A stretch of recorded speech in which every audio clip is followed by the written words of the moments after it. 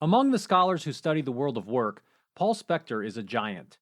A 2012 Indiana University study and a 2019 Stanford University study listed Paul as one of the 10 most influential business management researchers worldwide.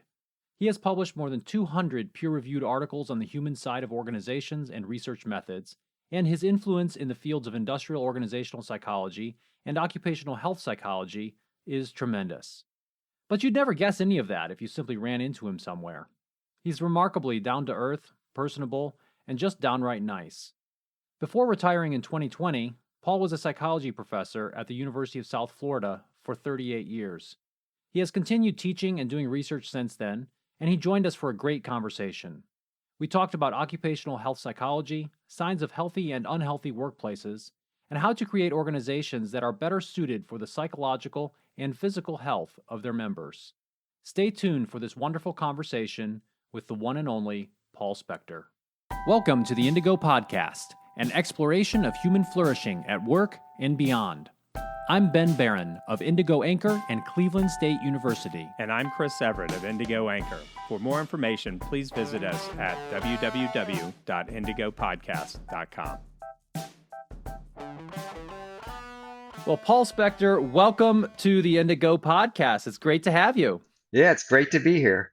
Awesome. So, you have a long history in the world of industrial and organizational psychology, occupational health psychology, and I think for at least to start our conversation, it'd be great to delve into this idea and this field of occupational health psychology. And so, for our listeners, I think it'd be fun and useful if they could hear from you just what is occupational health psychology and, a little bit about why it matters. So occupational health psychology is simply the study and application of psychological factors that have to do with employee health. So the IO field has traditionally focused primarily on the more performance side. So how can we get the most out of employees? But over at least the past probably 25, 30 years, there's been much more emphasis on the well-being of the employee and a realization that an organization can't be truly effective and maximize effectiveness if the employees are not also taken care of. So there's this idea of the healthy organization, which is an organization that's managed in a way that maximizes the health of the organization itself as well as the employees. And the health of both really are intertwined and they go together. So the employees are, for most organizations, one of the most expensive resources they have, or at least for many organizations. And so those resources need to be taken care of just as you would take care of other resources in an organization. Except I hate talking about it that way. Yeah. We can only get these numbskulls like, be nice to other people. Why? Mm-hmm. Oh, it'll give you a lot of money. Okay, now I'll be nice to people. Well, there is that side. So there's sort of the practical side, the pragmatic side, and the ethical side. So for some decision makers, some managers, you can appeal to the ethical side and say you should be nice to people because it's the ethical thing to do, that you need to take care of people because that's important. But for some, you have to be sure and say, well, how does this affect my bottom line? And for them, you have the other argument. And actually, both have merit, because if the organization doesn't worry about the bottom line, the organization will eventually go out of business and then everybody loses their job. But there's more than one reason to be concerned with employees. There's also the moral, ethical reason.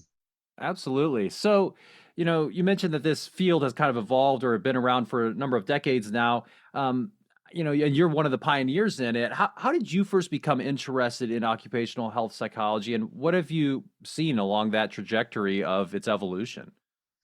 When I first graduated, I read a book called Work and Wellbeing by Warren Wall from the UK. Now, the UK and Europe has a much longer tradition of being focused on the health and well-being side than the US.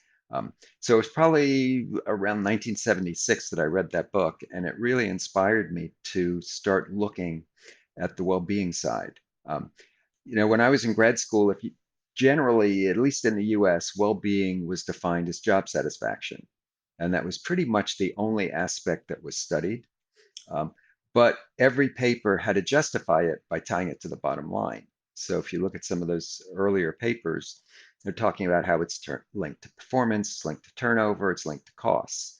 Um, but Warren Wall's approach was just to say this is an important topic in its own right. And that really resonated with me. If you look more recently, you'll find that there's less of a need to justify focusing on occupational health purely because of the cost. There's a lot more emphasis on it just being the right thing to do, or just being a topic worth studying, just because it's worth studying. Yeah, one thing I'm curious about that you mentioned just now is that there's more of this tradition, at least in maybe in Europe, looking at these issues for a longer period of time than we have in the United States. Do you have any indication as to why that might be the case? I suspect it's two factors. One is cultural, particularly in Scandinavia, where a lot of the occupational stress work really started. The other is unionization. Unions have a long history of being concerned with the welfare of employees, and Europe had stronger unions than the US. And some of it may just be cultural. Hmm. Americans are more individualistic, are more pragmatic, more sort of business focused. And so that may be another reason that American IO psychology early on focused mainly on getting the most out of employees, hiring the best people and getting the most productivity out of them, where Europe was more balanced and the UK was more balanced, where even in the beginning, the IO field really started during World War One in the US and in the UK. Now, Americans don't always realize that there was a parallel development there, but their focus was much more balanced on the well-being of employees. What they noticed was that employees working in war plants were highly stressed, and so they were concerned about that aspect, which in the U.S. they weren't as concerned about. Maybe some of it's because the U.S. wasn't directly attacked um, Mm. during the war. Pearl Harbor, but the mainland wasn't directly attacked where the UK was. So maybe they were more aware of issues of stress. Right. Right. So organizational health Hmm. psychology, it's a research. Like a lot of people that I talk to Hmm. don't even know what IO psych is, right? And so, the doing research, they have annual events, everybody's reading each other's paper, they're so happy. Is this stuff actually making a difference in the workplace? And how would we know? Like what would be some of the Hmm. signs of that? Yeah. The field initially was mainly academics doing research and writing papers and basically writing to each other. But some of the students who've gotten trained in this area have gone out to be practitioners. And so there aren't a lot of them out there, but more and more over time, they've been doing things like selection, selecting people for safety, for example, trying to figure out, you have a job where there's a high risk for injury. Um, can you use tests to figure out who's least likely to be injured? And maybe getting into training, getting into climate, and getting into other issues. So you're right, Chris. Most of it is academic, but more and more there's starting to be practice. Now, if you get outside of the psychology realm and you go into occupational health and safety more broadly, where you're getting into public health and ergonomics and industrial hygiene and medicine and nursing, you see much more practical application, um, not on the psychology side so much, but on approaches to how do you keep employees safe? How do you reduce accidents? How do you reduce injuries? Yeah, one thing that comes to mind, and you mentioned here, is just kind of this idea that, work can be very risky. It can be risky for our physical health, it can be risky for our psychological health. What are some ways in which work can be risky for us? Yeah. A lot depends on the occupation, of course, and what you're exposed to. So for professors, the biggest risks are more psychological. So we might be bullied by colleagues. There's the stress of, am I going to get tenure? There's workload pressure, those sorts of stress issues. Um, maybe we have a slip and fall in the hall. Um, Yeah. we're sedentary, so maybe we have back injuries or neck problems because maybe wrist problems, that sort of thing. So it's not risk-free, but the risks are relatively low. You get into some of the highest risk occupations like fishing. So fishing has about the highest fatality rate Mm. of any occupation because you're out in the water. Um, a storm can come up, your boat capsizes, you get knocked overboard. Um, you know, the dangerous occupations tend to be those where people are out in the world. Logging is another one, farming is another one. They're out in the world, often working with equipment. It's not in a controlled environment. So often we think about manufacturing being dangerous, but manufacturing in the modern, at least in the U.S. and Western countries, it's a highly controlled environment, and we know a lot about how to design safe manufacturing equipment and safe factories. So the risk there is relatively low. But when you get out in the world where you can't control the environment, you can't control the weather, you can't control things that happen, that's where the highest risks occur. And Yeah. so those jobs, you're working, working in a farm, and you might get injured with a piece of equipment. Yeah. So kind of focusing on the psychological side of things, and you mentioned bullying, for example. Fortunately, that's not a problem for me in my academic world. I And do the bullying for Ben's Yeah, wife. yes, Chris So, yeah, so bullies he me can be a normal frequently. person. I make sure he gets bullied at least once yeah, a week. Exactly. yeah, I yeah, have a very good department chair and a great dean and all that. So I don't have it there. So Chris has to make up for it. But I guess what is it about bullying that can be harmful psychologically? How does it, because I guess, yeah, it stresses you out. But do we know anything about kind of how it affects us? Mhm. One thing about bullying is a sense of a loss of control. Mm, So it's not just that people say unkind things. Often the bad bullying is where there's also some threat. There's some threat, psychological threat. There's also, if it's your supervisor bullying you, there's a feeling that your supervisor might fire you or might, demote you, give you bad evaluations, do all kinds of bad things to you. It's not just the words, it's also the threat. But words themselves, if it's a continual pattern of basic abuse, that can have really bad psychological effects. And there have been cases where people wound up with traumatic stress disorders from continually being bullied, even bullied by coworkers, where there's not necessarily the threat that you're going to get fired, but it's just you come to work and you're just going to experience unpleasant encounters. Maybe you're getting ostracized, you're being insulted, maybe people are doing mean things to you. Um, it's just a bad situation to be in that can have, in some cases, pretty devastating psychological effects. yeah. And, I have been in some environments that are not as ideal as the one I'm currently in. So, thinking back to prior things places I've worked and so forth. And, it's just, I think it's interesting and important to kind of highlight how distracting these types of things can be for you and how they can really harm your productivity psychologically, right? Because Mhm. especially if you're doing knowledge work, then your mind is occupied by all of these other things that are, it's displacing your ability to actually get work done, and it can be very damaging that way. Yeah, absolutely. Especially for employees who have to come into offices. So for us as professors, if there's some colleague that's nasty, we can just avoid them, or we work from home. Exactly. Um, but if you're in an office where you have to come in and you have to encounter these people every day, it can be pretty difficult. Yeah, another thing I think exacerbates that point, and this is something that I've been exploring in my own individual life, is from the psychological literature, Bowen and systems theory. We talk about being differentiated, right? Mhm. Not emotionally infected by others. But on the other side, that I don't see a lot of people that are exploring resilience in those things is the idea that no man is an island. Mhm.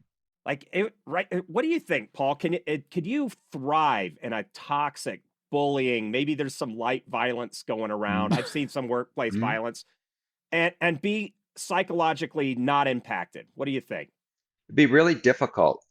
Maybe there are some people who can be so detached that it doesn't bother them, but it would be extremely difficult to be in that environment and not be negatively affected. It makes it hard to concentrate. You just dread going in because you know that there's going to be bad stuff going on, especially when it's directed at you. So toxic toxic is a good term for it because it is a poisonous environment that can affect people in really significant ways. Yeah, some of the research that I've explored in this area talks about the negative affect. If you face such a toxic, hostile thing, Paul, let's say you're a real jerk and we work Mm. together. Mhm. Over time, which Paul's the least jerk you could ever meet, right? But over time, anytime I think about you, I'm going to start having those same negative emotional affect, and it builds up in your person. Yeah, absolutely. Because you come to work and I've talked to people who say that they go home on the weekend and everything's great, and Sunday evening they start getting anxious because they know they have to come to work in the morning. And so all week they're experiencing negative emotions. Maybe they're frustrated, a lot of anxiety, for example, about having to encounter these people, and you never know when they're going to go off on you or do something nasty. And it just is very difficult to deal with. And you're in this constant state of at least unease and tension, which is bad psychologically, and it's also bad physically to be in that kind of a state. Yeah, we face so much disruption. I think about the real estate economic collapse and fiasco. Everybody goes. I remember listening to all these NPR segments. Gee, why won't the youth of today invest more of their money or take more business risks? Then bam, COVID. And you're like, ha ha, told you, and there's been a lot of volatility here. And I think we'll see a lot more of that until we figure out different ways of organizing society. But another side of this toxic piece, right, is okay, you're going into a toxic job. It's toxic, toxic, toxic. Well, what if your option is being completely unemployed?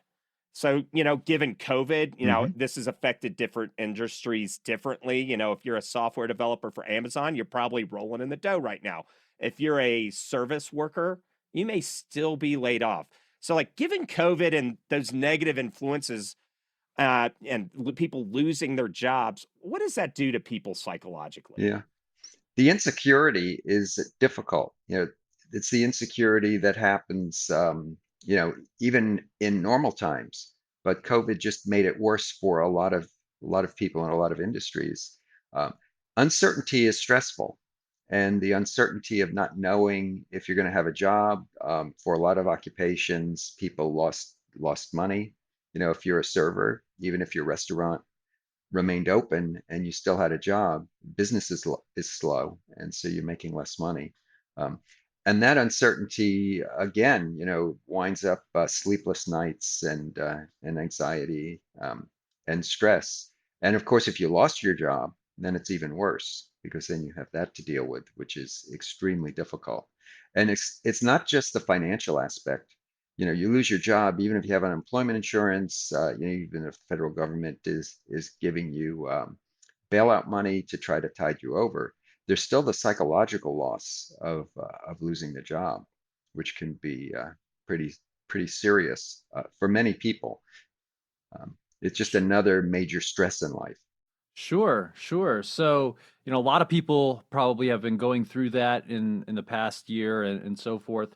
Are there any things that we know from the research that either they can do to help themselves, some coping strategies, or maybe are there some things that the people around them can do? If you know somebody who's going through that, that can be helpful. The things you can do yourself is try to take charge. So you're losing control. So try to reassert control. So come up with plans. If you've lost a job, think about, what are you going to do moving forward? Think short term, think long term. Are you a server who got laid off? Is this the kind of work you want to go back to? Do you just have to be patient till things start picking up? Which they apparently are now, at least in a lot of places. or do you want to transition? For a lot of people, maybe you didn't really like that job anyway, or you didn't like that occupation. Is this an opportunity to do something else? So it's an opportunity to go back to school or to transition into a different occupation.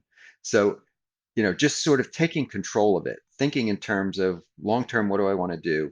Working out a plan, and then trying to execute that plan as best you can. Now it's tough, during COVID when there were long, months that there really wasn't a lot you could do, depending on what your plan is. But what you see, a pattern that you see, is when the economy goes bad, people often go back to school. And this is taking charge of their lives and saying, okay, here's an opportunity to, maybe I've got some unemployment. Here's an opportunity to go back to school, get the degree that I've been in the back of my mind. Maybe now's the time to do it. As far as what you can do to help people, it's just being there to offer support. So, so the best way to offer support is just to make it available, just to offer. So one of my doctoral students, Cheryl Gray, has been studying what she calls unhelpful help. The idea that help is not always helpful. You don't want to impose it. You don't want to overdo it. So often the best way is just to be there and ask people what they need and let them come to you and say, yeah, could you do this for me? You can do that for me. Because to just sort of assume, okay, you need this, I'm just going to go give it to you, often can make things even worse. Um, Yeah, that's great. So one thing that you mentioned early on in our conversation was that some organizations are more healthy than others. We can think about that from this perspective of occupational health, and some are less healthy, right? Some of those unhealthy places, maybe it's a toxic environment, et cetera.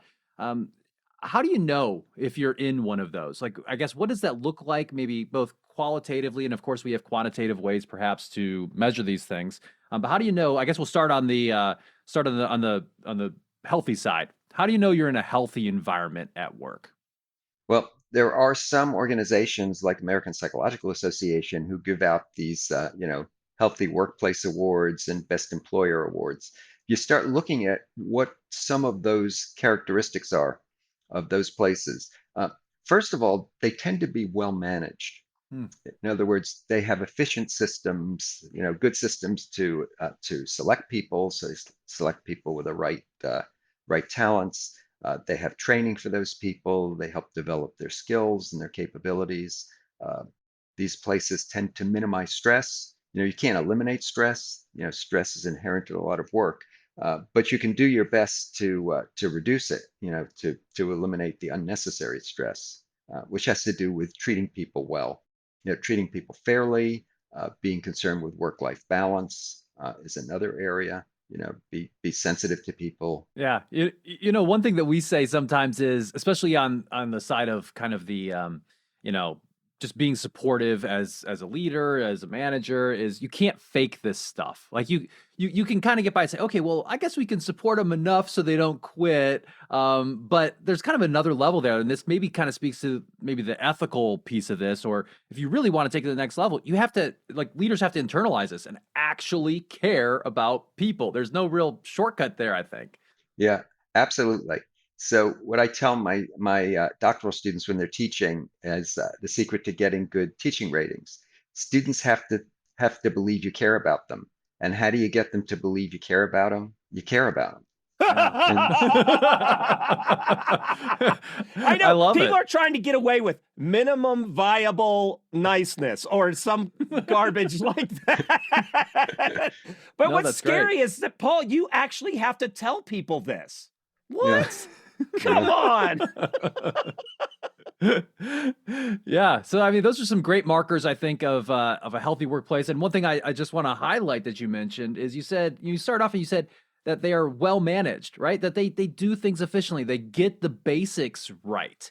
And that in and of itself can be a way to reduce stress and make it a better workplace. So I think that there's a lot of, I guess, to use a consulting cliche, a lot of low-hanging fruit out there for managers to make their workplaces healthier.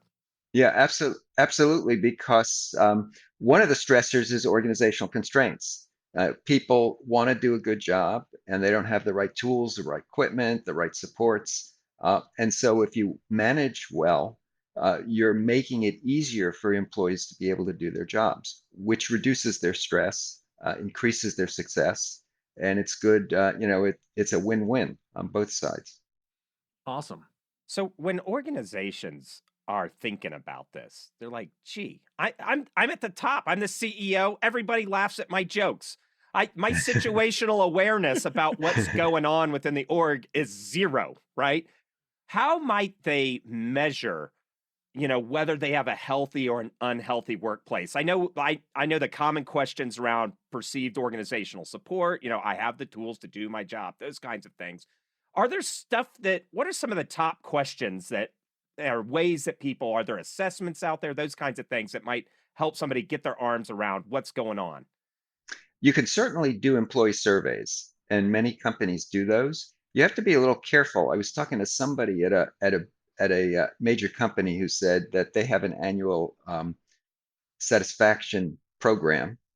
They survey their employees every year, but managers get in some ways evaluated based on how happy their employees are, and so there's a lot of pressure for everybody to rate really high.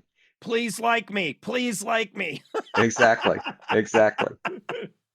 Um, so you need to be a little careful. Another way is just to get out of your office and go talk to people. You know, management by walking around, and just it takes a while to develop some trust with employees so they'll open up. But just go around, talk to managers, but also talk to individual employees. Ask them what their challenges are. What their jobs are like, and that can offer a lot of insights into what's going on. Yeah. One thing that you said there I think is so important is building that trust. And, sometimes actually frequently, I come across managers and executives who maybe do the survey, maybe they go around and talk to some people. They're obviously collecting some data around what's going well and what's not going well, but then they don't do anything with it. That seems like it could be even counterproductive if you don't actually do something about it. Yeah, absolutely. It's better not to ask than to ask and do nothing. It's like it's like, it's better to let the employees think you don't care than to ask them their opinions, do nothing about it, and prove it. And- Oh my gosh. Best quote on the podcast to date. Love it. It's funny because it's the truth, and we see it so frequently. Yeah, that's wow. Well said. What about the financial costs? Are there any studies that talk about, when you have an unhealthy workplace, you're going to have so many more sick days, higher health insurance costs. What does that look like? Mhm. You could probably tie it most easily to turnover. If you think about replacement costs, which can be substantial, the direct cost of just having to hire and replace somebody, and the indirect costs from lost productivity, um, that's one area where if you have a toxic workplace, you're probably having really high turnover and you have trouble keeping people. That's another indication. If you've got, if you're replacing basically 100% of your workforce every year, there's something seriously wrong. It could be that your salary is just so much lower than everybody else in your industry. But chances are it's just a toxic environment and people can't stand it. And so they're jumping ship. And that's tremendously costly, not only in having to replace them, but just the lost productivity. Um, it's a loss that it's really an opportunity loss. It's hard to see it directly. Um, but if you have an unstable workforce, it's really hard to maintain productivity. Sure. And then moving beyond that, so there's the financial costs. Obviously, there's social costs too, right? Yeah, absolutely. Because an effective organization, you've got interrelationships among employees. If an employee has a problem, they know who to go to get help with it. And so employees help each other, support each other. And when people are just, it's a revolving door, you lose all that. You lose the institutional memory. You lose relationships internally. You also lose external relationships. If you're losing salespeople, you're losing all those relationships with customers. Every time somebody leaves and you bring somebody in new, they have to reestablish that connection with customers, and that's really hard to do. Sure. Yeah. So, what do you think about this? I think at a point, low pay becomes part of a toxic workplace. Yeah, if it's really low, if it's too low, if you've got employees and they're working two and three jobs because you're paying them so little, or maybe they're on public assistance because they're below the poverty level, that's a problem, and it's going to be difficult to get maximum out of them. The more stress they're under, the more economic stress they're under, the less attention and energy they've got to give to your job, and so it can be a problem.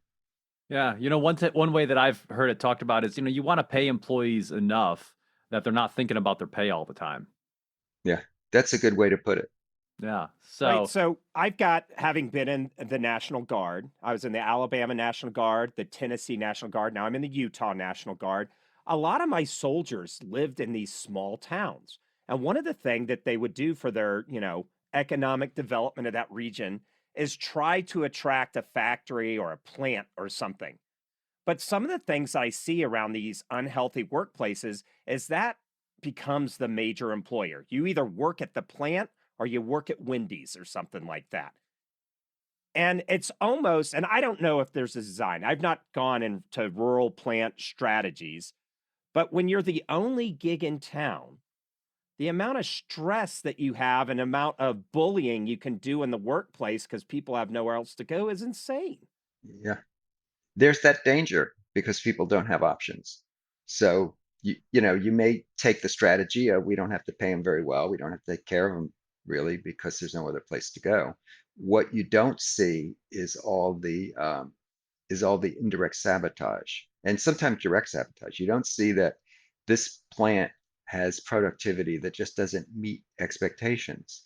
There seems to be a lot of equipment breakage. There's a lot of bad stuff going on. You know, high scrappage rate, high costs, quality is poor. Um, if you take um, that attitude that you don't have to take care of your employees because you got them trapped, they're not going to take care of you.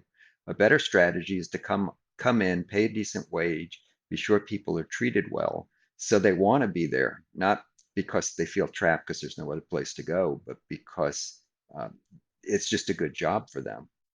yeah, I always think about it in terms of, how powerful fairness is as an emotion, as a feeling, as an attitude, right? When things are awry in our sense of justice in the universe or something, right? And in terms of our workplace, if we're being treated poorly, if it's an unhealthy workplace, but that's my only place I'm going to be, I'm going to probably be more motivated than not to try to do some things to balance that out. And it might be through some of those things that you mentioned, some of those counterproductive work behaviors where maybe you're actually doing some sabotage. So, leaders and managers, even if you're the only plant in town, there are great reasons to create a healthy work environment, even beyond the ethical and moral reasons why you might want to do so.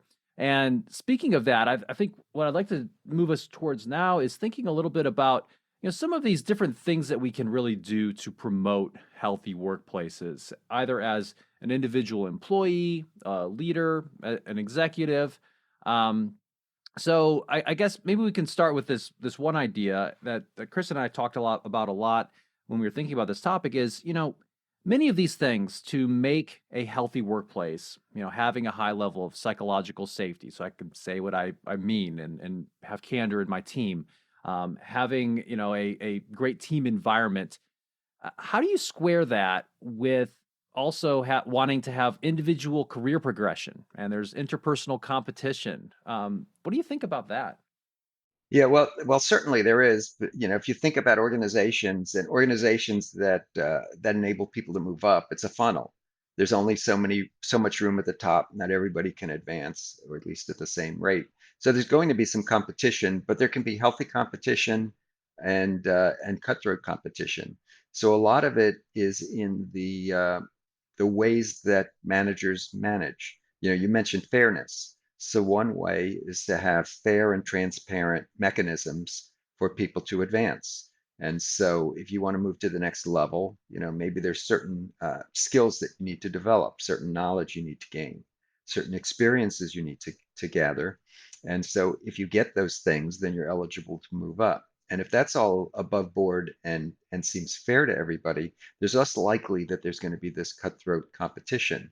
On the other hand, if employees perceive that managers just promote the people they like, then it's likely to be seen as unfair. And then you can get into this cutthroat, people undermining each other, sort of jockeying for the attention of the supervisor in hopes to move up. So a lot of it's really in the way it's managed and the way it's dealt with. And the best way, again, is just to have a transparent system where people know what it takes to move forward, um, and so they feel they're fairly treated. Yeah, yeah, that's great. Um, so maybe starting kind of with some individual strategies or coping skills or things that people can do, maybe when they are encountering some unhealthy workplace environments. We had talked a little bit earlier about if you're maybe out of work, then taking control and having a plan can be helpful. What advice do you have for someone who, based upon the research, if you're facing an unhealthy workplace, be it a toxic, team environment or anything else? Yeah, some of it's the same. The first Hmm. thing is try to take control. So, it depends how bad the situation is. If the situation has really gotten intolerable, then come up with a plan to move somewhere else. If it's maybe just your department, maybe you can move to another department. If it's the organization, then maybe you can move to another organization, either by getting on the job market and looking for another job, switching to another occupation, going back to school, those sorts of things. But if the idea is to stay where you are, you can try to see what you can do about the situations. If you're having problems with your boss, maybe first step, just try to have a discussion with the boss. Explain that something they're doing is upsetting. Sometimes people don't realize their behavior is having a negative impact. And so if someone says, look, when you call me this, it really upsets me, you might get them to stop doing it. Hmm. Sometimes they're doing it on purpose and they know they're that it's getting under your skin and they're doing it on purpose. In that case, you can try to go around and talk to their boss. Sometimes it helps, sometimes it doesn't. It's a risk because it could make it worse. Um, but sometimes the boss's boss will intervene and do something about it. Yeah. And if it's everybody that's getting that treatment from the boss, maybe the group can get together, and maybe that can help. Um, you know, those situations can be very difficult because sometimes you go to your boss's boss and the boss's boss doesn't want to do anything. Hmm. And so in that case, it just doesn't, it seems like there's nothing you can do. You're sort of trapped there.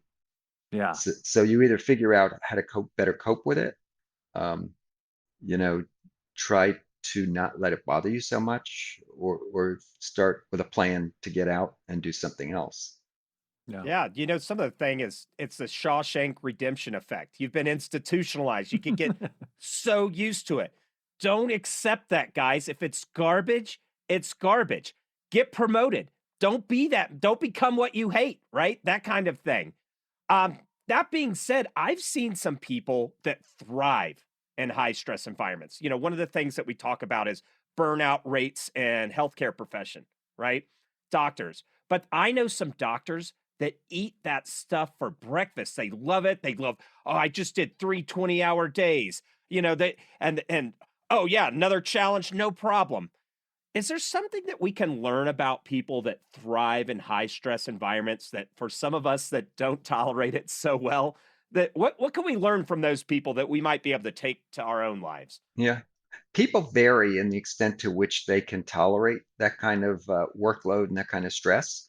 So, even among physicians, some physicians will go into a practice where they don't get emergencies, where it's 9 to 5. Others go into like emergency medicine, where there's a lot of excitement. But people physiologically vary in how much excitement it takes to keep them at a comfortable level. So some people who, it doesn't take a lot. And for them, maybe just sitting, we sit and write a paper at our computers, and that's enough stimulation. And other people are bored out of their minds, and they need more. But even with them, it's probably the excitement of the job. It's not the excitement of, oh, somebody I need to go in and talk to the bullies so you can bully me so I can get some excitement today. Good Um, point. they probably don't want to be mistreated, but they do want the excitement of, in the military, you have fighter pilots, they thrive on the excitement. Absolutely. Yeah. Yeah, so a key point here, and I deal with this in executive coaching and stuff, is accept how you're wired.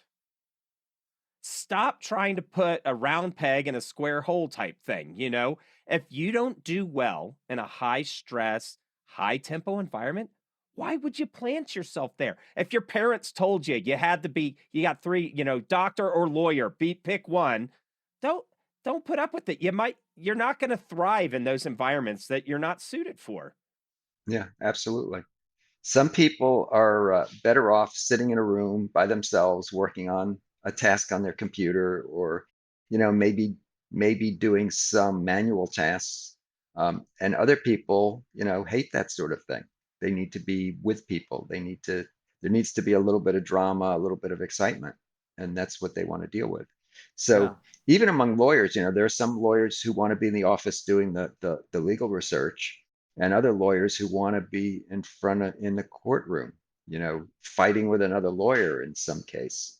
And that's Yeah. what they thrive on. Yeah. I think your point about, the fact that there are real individual differences, right? We can't necessarily make ourselves into something that we are not. And that's something to accept and to, try to find ways to match your career or your environment to how you really are. That's a really good piece of advice. Maybe we can turn now to, if you're in a position of formal authority, if you have a management position, what might be some things that you can do to try to help promote a healthy environment in your workplace? What do you think? Yeah, it all comes down to good leadership and good management. You want to first make sure that your whatever unit you're managing, runs efficiently. You want to try to get good procedures, make sure things are well organized. You want to make sure that your employees have the tools that they need, both physical tools and the human tools, good communication, good channels, good interrelationships among employees. Uh, Oftentimes, managers think that if we spend some time doing fun stuff together, that it's frivolous and a waste of time. It isn't a waste of time. You're building trust and relationships, good working relationships among people, so that they can go to each other for assistance. If I ask you to help me with something and you agree, I can trust you're actually going to do it and Hmm. get it done on time. So that's another whole area, is in terms of trying to build relationships, um, your relationship with each employee, but the employees' relationships with each other, which is really important. And the uh, the manager is in the best position to help facilitate that. Yeah. And some of the other things that we talked about, treating everybody fairly, being nice to people, that sort of thing. But nice doesn't mean that everything goes. A Hmm. nice manager isn't somebody who says whatever you do is okay. You can have very high standards. You can hold people accountable for their performance and for their actions, but do it in a professional way where people aren't being abused. Um, you know, you have fair procedures. The procedure is you're responsible for something, you're messing it up. And so, ultimately, even if I wind up firing you, everybody will feel it's fair because you had every opportunity and you just weren't performing. Yeah. No, that's great. When you're talking about creating and fostering an environment in which people can, interact in a healthy way and have a feeling of trust with each other. Sometimes I come across executives who say, "Oh, well, that means that we must have the mandatory picnic every year," or something like that. And it's interesting because the intention is oftentimes good to try to do something nice for people and to get them all, in a situation where they can interact in a healthy way. but the execution sometimes isn't so Hmm. great. What's your take on, I guess, mandatory fun in the workplace? Yeah. I wouldn't make it mandatory. It should always be voluntary because, it's not a job task. So if you want to have, a happy hour on Friday afternoon, Friday evening, or go to lunch or those sorts of things, they should always be voluntary and no one should be forced to do it. And it's going to be more effective if people can do it. And if you start doing those things, it grows over time because let's say the first you decide you're going to take your employees to lunch once a month, and so the first time, four of them come, and then they go back and say, well, this was okay, it was fun. So next time maybe you have six people come, and so eventually people look forward to it because they realize this is just informal, it's a chance to relax and just interact. You don't have to talk about work, talking about other things, and so that can be an effective tool. But yeah, it does have to be voluntary. Yeah. And by voluntary, actually voluntary, not one of these things Yeah, where, hey, you're all invited to come, and then you get all mad at the people who didn't show up. exactly. Yeah, I see that sometimes. So if you're a leader and you come in and it's an unhealthy workplace, it's a toxic environment. And how do you start cutting that out and curating a better environment? Turning the frown upside down. What are some best practices there? Yeah. It's first you have to realize it's a tough situation and you have to be patient and you have to go step at a time. So first thing is model the behavior you expect. So if people are used to the manager being nasty, don't be nasty. You know, express to them that you value, professional collegial treatment. And, at first they may not believe you because they're used to being abused, but after a while they realize that you're really serious. Um, you know, be, you know, correct people when they're nasty to each other. Mediate disputes. If two people are being nasty, call them in and ask them what's going on and say, let's talk about this issue, but I don't want anybody calling anybody names. Let's be calm and do that sort of thing. Do the conflict resolution. Um, and over time, you may be able to solve it. Now, sometimes you're in a situation and there's the one bad apple. There's a toxic person that's causing a problem for everybody, and take some time to make sure you know what's going on. But in that case, call the person in, tell them their behavior is unacceptable. Um, and I believe in this idea of progressive discipline. At first, you just talk to the person and explain the situation. And, if they keep going, the discipline gets more and more severe over time. Eventually, it may be you need to get rid of that person if it's just one person. Um, Transfer them out, or if it's really disrupting everything, you may have no choice but to get rid of them. Yeah, that's great. And Chris actually has a great way of talking about progressive discipline. What's that, Chris? Council, toast. You're out of here. Yeah. And this was a bit of a kind of personal deal I made with myself because coming out of grad school during the last financial crisis, wasn't a whole lot of jobs.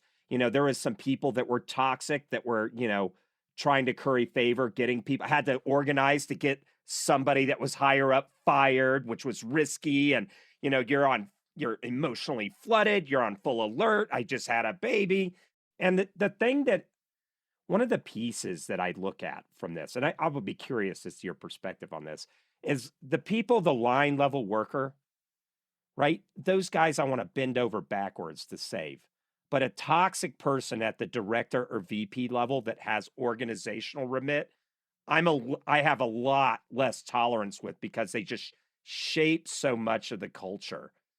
So when you're coming in, it's an org, and you want to say, "Hey, this is unhealthy. We want to turn it around." What do you think about that idea? As those since management is so key, that's probably where you should focus first on turning that culture around. If it is the case that it's come from the top, then absolutely, because things tend to filter down, and the climate starts at the top. So if you've got a toxic CEO that's abusing uh, everybody who works for that person, then it's going to filter down. And so ultimately, they have the biggest impact. And so if it's a choice between some first level person or, say, a middle manager, the middle manager is going to have the biggest effect. And so the intervention there, whether it's sending them to executive coaching to try to get them uh, to reduce their toxicity, or if it's getting rid of them, transferring them somewhere else, um, that's where you're probably going to get the most impact. But even at the bottom, even though it may only be affecting 6 or 8 people, um, if it's sales and you got one toxic person, it's upsetting the whole sales group. That could have a tremendous impact on a company. Yeah. So, when thinking about this, and let's say somebody's listening to this episode and says, "Wow, this all sounds amazing. I would love to make my organization healthier, have a better emphasis on that aspect of my leadership and management." Are there resources that you recommend to people? And obviously, one of them is the is your blog. So we will put a link in the show notes to Paul's blog because it is great. Any other things that you would recommend to people for getting better at occupational health? A lot of it is just sound management practices. If you look at the academic theories, for example, and a lot of the practitioner books that often pick up principles from that literature, it's all about good management. It's all about, you can think about management as having more the technical side and the people side. And the technical side is just organizing the work, getting the resources together, managing budgets, all that sort of thing. And that's really important um, for the impact that it has on employees. Because if your group organization isn't working well, it's hard for people to be productive, and they're going to be under stress. And the other side is the interpersonal skills. And some managers are great on the technical side, not so great on the personal side. And sometimes it's reversed, where they're really great interpersonally, but they're a disaster when it comes to planning and budgeting and all those sorts of things. And on the one hand, if you have a manager like that, it's great dealing with them interpersonally. You like them, you enjoy being around them, but it's frustrating because things can't get done. And you're trying to get your job done, but everything's sort of a mess, and things aren't working very well. So the most effective managers know how to balance both of them. They know that, there's a job they have to get done, they're responsible for it, but they're also responsible for their human resources and taking care of those human resources. And that the two things go together, and you can't really be effective unless you can cover both of them. Gotcha. So, would you say that you've seen any kind of fads in management, or, because we come across these kinds of things, different types of, things that people try, or maybe someone wrote a popular business book that's in the airport. Have you come across any of those things, and what do you think about them? Um, Sometimes they're sound. Sometimes there are things that get picked up, say in a popular management book, and it goes around. A lot of the people at top organizations know each other. A lot of CEOs interact with each other, and so they're comparing notes, and maybe this is the latest thing. Sometimes it's faddish stuff that may not have much basis, that may sort of be something not so effective. But a lot of times they're really sound principles, and you're not necessarily going to go wrong in following them. Um, but it reminds me of one of my executive students once asked me the question, um, is why do the academics focus so much on transformational leadership? Is it just because it's the fad, or is it really so effective? Because he was dubious that in many instances, transformational leadership principles are all that applicable. He's thinking particularly at low levels of organizations. Um, so I thought that's sort of taking your question and reversing it in a sense. But yeah, but the I think the challenge for managers is knowing what's really sound and effective and shown to be effective, and what isn't, and that sometimes can be difficult to distinguish. Okay, so Paul, this has been a fantastic conversation, and one thing we're curious about is really about you as a person. You were a full-time professor for 38 years. You're still doing that type of work, even though you're failing miserably at retirement. You're still basically doing that type of work. Um, What motivates you? What keeps you going? What has kept you going as a researcher, as a scholar, as an educator? Two things. One is on the research side, I like solving puzzles. And to me, research is really about puzzles. It's like, you get an idea, you conduct a study, you collect some data, you analyze it, you're trying to figure out a puzzle. Um, and every study is just a tiny piece. So I do projects that I'm just interested in. So that's one side of it. The more important side of it is just the people that I get to work with, because some of the work I do is I blog by myself, for example, and some of the academic stuff I do is stuff that I do on my own, but most of it I do with different groups. So it might be current graduate students, former students, other colleagues, and it's just fun to do that. So we once, when I was in the psychology department, had a Chinese visiting scholar who spent the year with us. And I was talking to him one day, and from his perspective, as someone from a more collectivist country, he said research projects are just a device for you to hang out with your friends. I love it. And so that sort of resonated with me. And I think a lot of it, for me at least, is just doing things that I want to do, that I enjoy doing. And a lot of that is things that I do with other people. Some of them at USF, some of them other places. And so that's just a fun thing to do.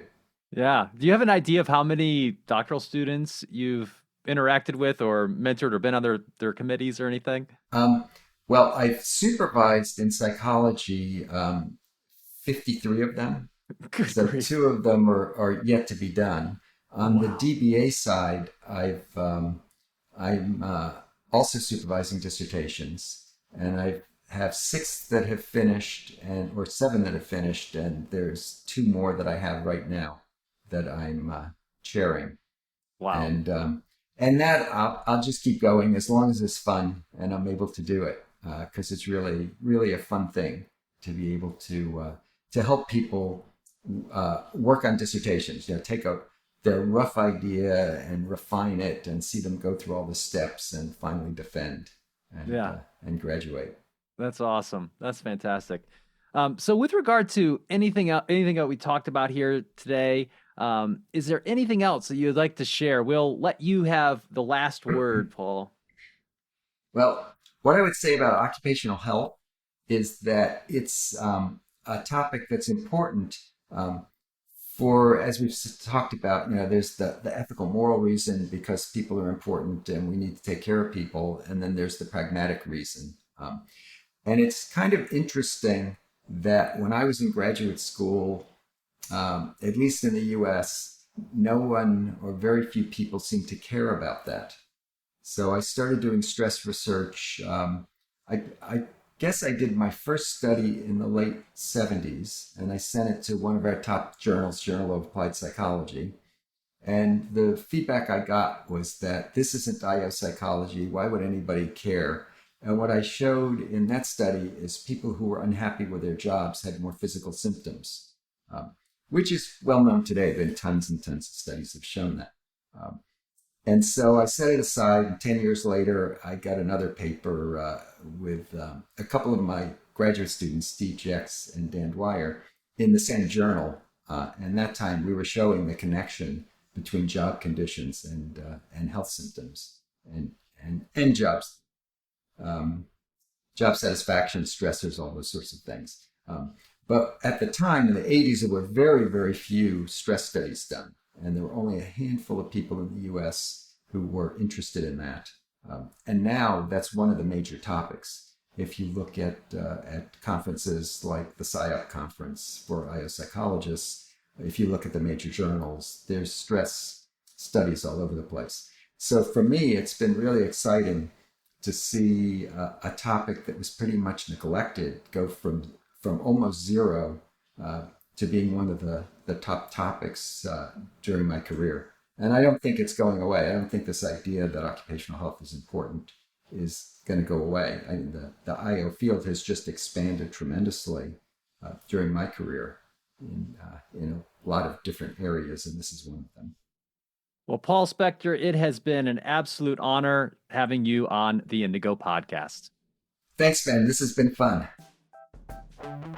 Thanks for listening to the Indigo Podcast. If you like this podcast, please consider helping us by rating us on Apple Podcasts or wherever you listen, telling your friends about us, having us on your podcast, or mentioning us on social media. Our website is www.indigopodcast.com, where you can access more information about us and this episode. Thanks again, and we look forward to talking with you again soon.